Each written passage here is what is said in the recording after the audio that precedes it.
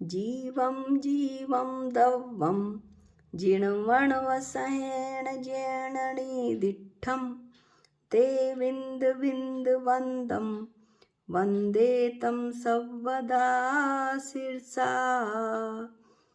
द्रव्य संग्रह का मंगलाचरण करने के बाद हम देखते हैं कि अब तक हमने क्या क्या पढ़ लिया। प्रथम अधिकार में 27 गाथाएं थी। उसमें 6 द्रव्यों का विवेचन बड़े सुंदर ढंग से किया गया और हमने उनका अध्ययन किया। द्वितीय अधिकार में 11 गाथाएं थी, जिसमें जीवादि 7 तत्वों तथा पुण्य पाप सहित 9 पदार्थों की मनोरम व्याख्या की गई है आचार्य के द्वारा, और हमने उन 11 गाथाओं का अध्ययन किया। तृतीय अधिकार में 19 गाथाएं हैं और ये मोक्ष मार्ग अधिकार है। मोक्ष मार्ग अधिकार में जो 39 नंबर की गाथा है, उसमें मोक्ष मार्ग का स्वरूप बताया जा रहा है, बताया गया। 40 नंबर की गाथा में रतनतय स्वरूप आत्मा ही मोक्ष का निश्चय कारण है, यह बताया गया था। इसके बाद 41 गाथा में सम्यक दर्शन होने पर ही ज्ञान सम्यक होता है, इसका वर्णन किया गया। आगे 42वीं गाथा में सम्यक ज्ञान का स्वरूप का अध्ययन हमने किया। 43 गाथा में 43 नंबर की गाथा में दर्शन का स्वरूप बताया गया था। इसके बाद 44 नंबर की गाथा में दर्शन और ज्ञान के साहचर्य का वर्णन किया गया था। आज हम गाथा 45 और 46 का अध्ययन करेंगे। गाथा 45 में व्यवहार चारित्र का स्वरूप और गाथा 46 में निश्चय चारित्र का स्वरूप बताया गया है।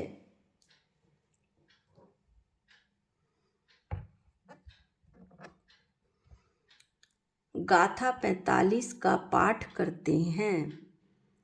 आसुहादो विणी वित्ती सुहे पवित्ति यजान चारित्रम वद समिति गुत्तिरुवम ववारणया दुजिण भड़ियम ववारणया व्यवहार नैसे।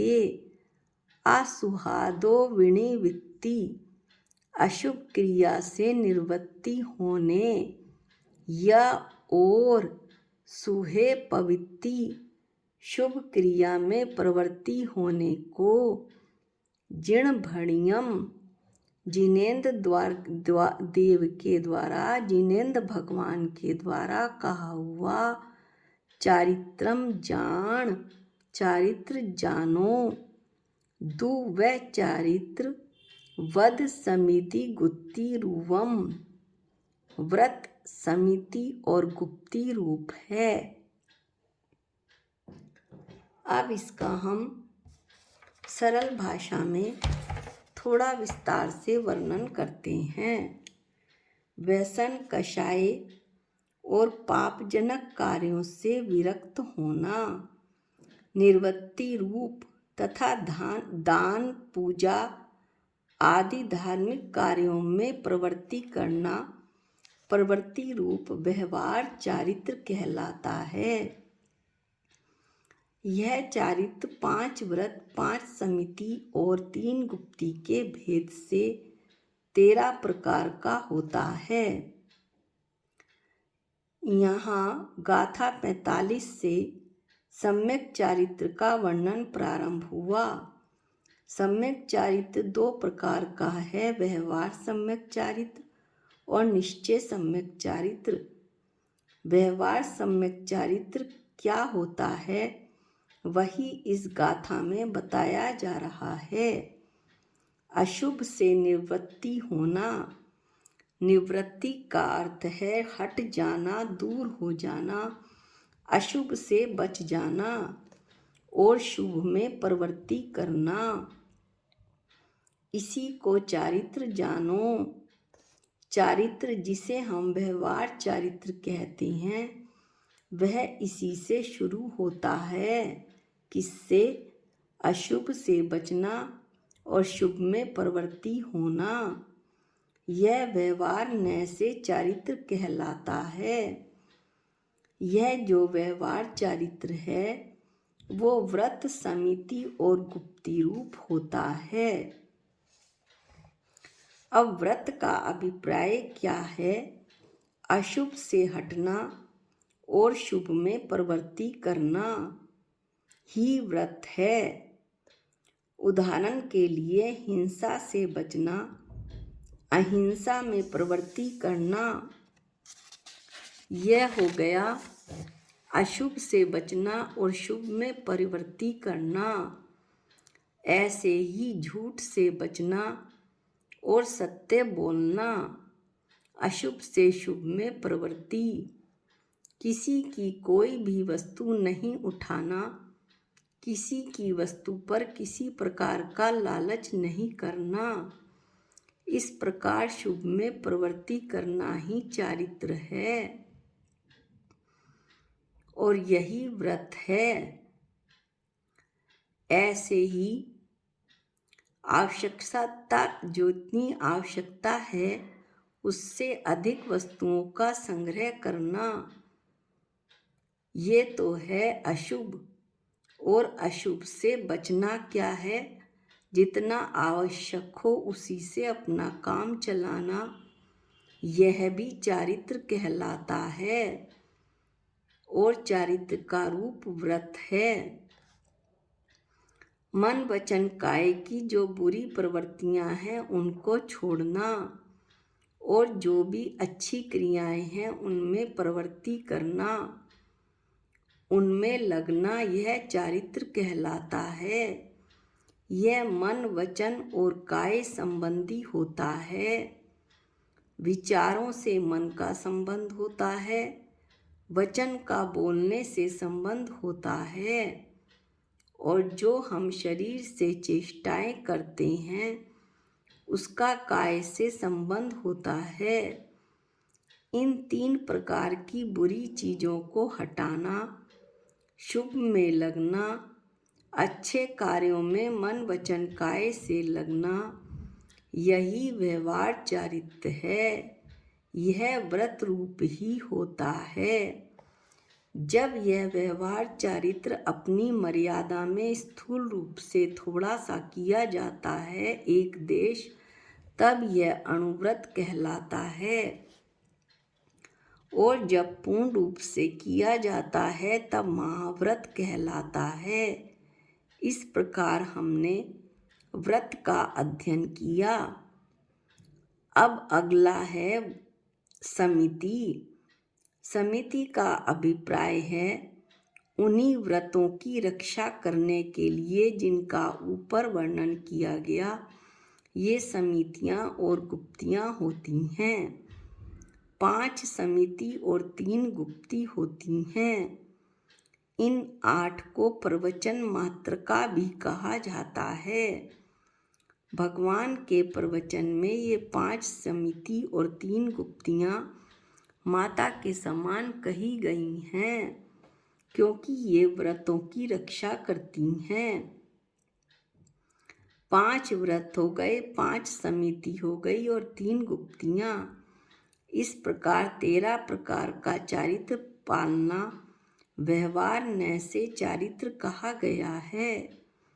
अशुभ से हटकर शुभ में लगना, यह हुआ व्यवहार चारित्र। अब अगली गाथा 46 में निश्चय चारित्र के स्वरूप का वर्णन होगा। गाथा पाठ करते हैं। बहिरब भंतर क्रिया रोहो भव कारणपणा सठम णाणिस जम जीर्णोत्तम तम परमम समचारित्रम। भव कारणपणा छठम, संसार के कारणों के नाश के लिए णाणिस ज्ञानी जीव के बहिरभ्यंतर क्रियारोहो, बाह्य तथा अभ्यंतर क्रियाओं का निरोध। जम जिडुत्तम, जो जिनेन्द्र देव ने कहा है। तम परमम समचरित्रम, यह निश्चय सम्यक चारित्र है। ऐसा आचार्य बताते हैं। अब हम इसको थोड़ा सा विवरण समेत पढ़ते हैं कि बाहरी क्रियाओं को भी रोकना है और अभ्यंतर जो क्रियाएं चल रही हैं उन क्रियाओं को भी रोकना है। उन क्रियाओं को क्यों रोकना है? क्योंकि संसार के कारणों का नाश करने के लिए इन क्रियाओं को रोका जाता है। इसका अभिप्राय ये हुआ कि जो भी संसार के कारण हैं वे सब इन्हीं क्रियाओं से होते हैं। हम जो भी कार्य करते हैं मन से, वचन से, काय से, माध्यम से, वे सब क्रियाएं किसके लिए होती हैं? संसार बढ़ाने के लिए कारण होती हैं। जिसको संसार से बचना है वह मन, वचन, काय की बाहरी क्रियाओं से अपने आप को रोक लेता है। अंतरंग क्रियाओं से भी अपने आप को रोक लेता है। बाहरी क्रियाओं को रोक लेने से अभिप्राय है शरीर से कोई चेष्टा नहीं करना, वचन से किसी भी प्रकार का व्यवहार नहीं करना, मन में कुछ भी नहीं सोचना, यह बाहरी हो गया।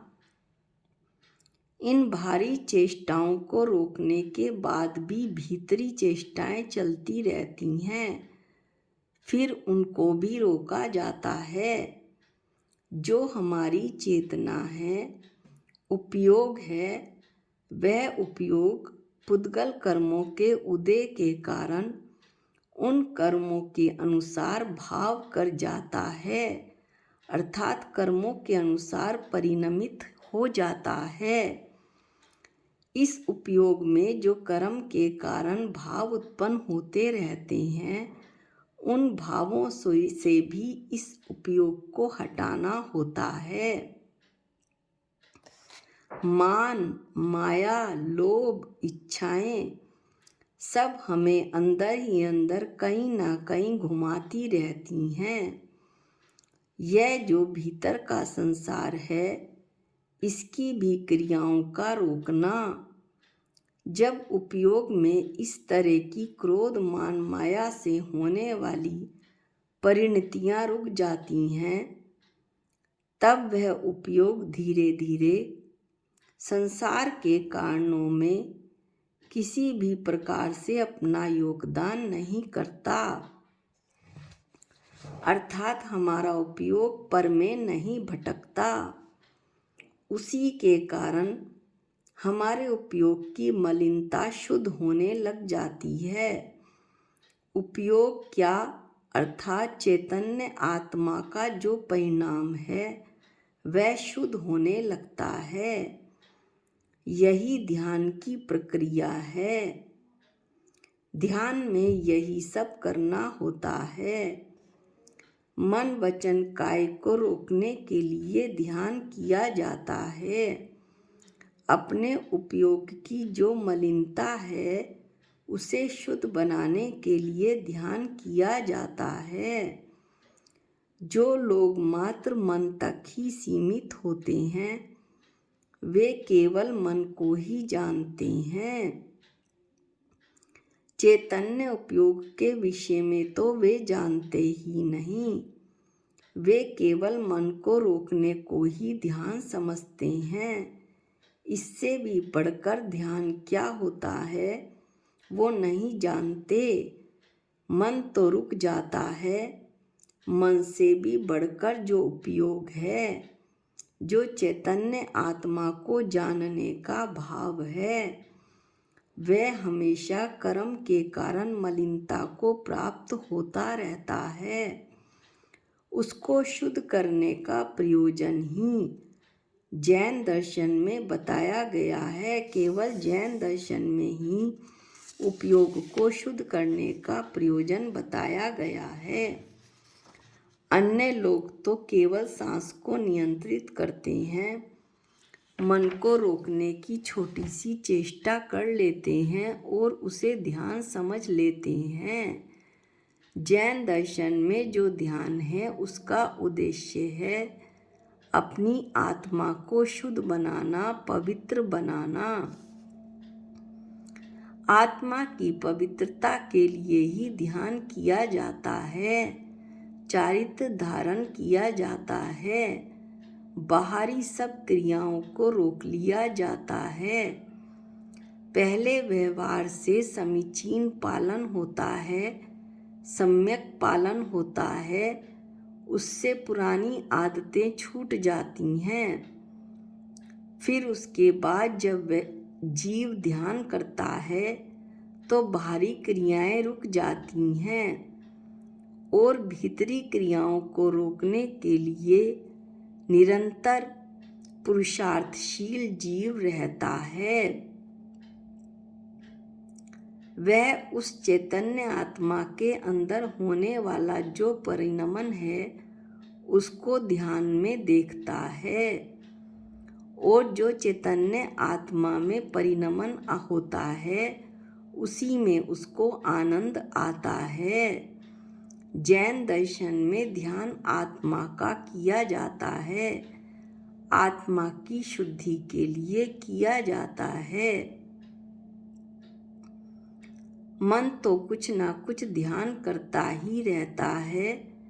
मन वचन काय की परिणतियों को, परिणमन को रोककर अंतरंग में जो उपयोग बार बार बाहर जाता था उसे अंतरंग में ही रोकना, अपनी आत्मा में लगाए रखना। ऐसा उपयोग को शुद्ध करने के लिए ये ध्यान की प्रक्रियाएं हैं और वह उपयोग ध्यान से ही शुद्ध होता है। इसलिए कहा भी गया है कि ध्यान से ही संसार का कारण रुकेगा। यही निश्चय चारित्र है। और संसार क्या है ये भी हम पढ़ लेते हैं थोड़ा सा कि संसरण करना अर्थात जन्म मरण को संसार कहते हैं। ये जो ऊपर बतलाया था वो व्रत, समिति और गुप्ती ये संसार के नाश के कारण हैं।